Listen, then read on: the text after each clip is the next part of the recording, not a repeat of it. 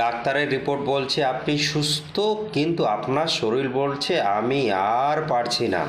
আসলে শরীর দুর্বল লাগার 5টা নীরব কারণ আছে যা রিপোর্টে আসে না। 1 নম্বর কারণ, ঘুম ঠিক না হওয়া।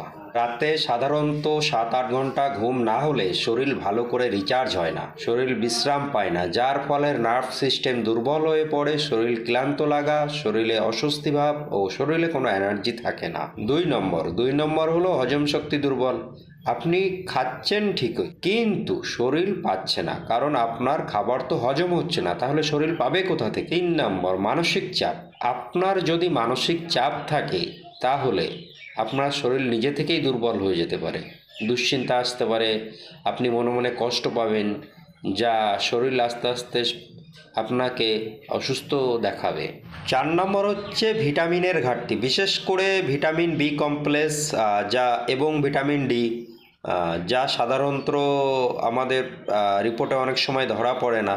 5 নম্বর হচ্ছে জল কম খাওয়া, সবচাইতে গুরুত্বপূর্ণ কারণ হলো জল কম খাওয়া, তার ফলে শরীর ডিহাইড্রেশন হয় ও শরীর দুর্বল লাগে।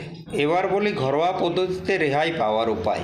1 নম্বর, সকালে 1 গ্লাস উষ্ণ গরম জল, চাইলে আপনি 1 চামচ মধু মিশিয়ে খেতে পারেন। 2 নম্বর, প্রতিদিন 15-20 মিনিট হাঁটা, এবং সেটি সকালের রোদে হাঁটলে খুব ভালো হয়। 3 নম্বর হচ্ছে সঠিক সময়ে খাওয়া। আপনি খাচ্ছেন ঠিকই, কিন্তু সঠিক সময়ে খাচ্ছেন না, যার জন্য আপনার খাবার ঠিকঠাক হজম হচ্ছে না বা আপনার শরীরে কোনো কাজই দিচ্ছে না। 4 নম্বর হচ্ছে আপনি প্রতিদিন সঠিক সময়ে ঘুমাতে যাবেন, এবং সাফিসিয়েন্ট ঘুম যতটা দরকার ততটাই আপনি ঘুমাবেন। 5 নম্বর হচ্ছে দুশ্চিন্তা কমানোর জন্য শোয়ার আগে অন্তত কিছুক্ষণ গভীর শ্বাস প্রশ্বাস নেওয়া ব্যায়াম করবেন। 6 নম্বর, পর্যাপ্ত পরিমাণে স্যালাড, খেজুর, ফলমূল, ডাল, শাকসবজি এগুলো আপনি খাবেন।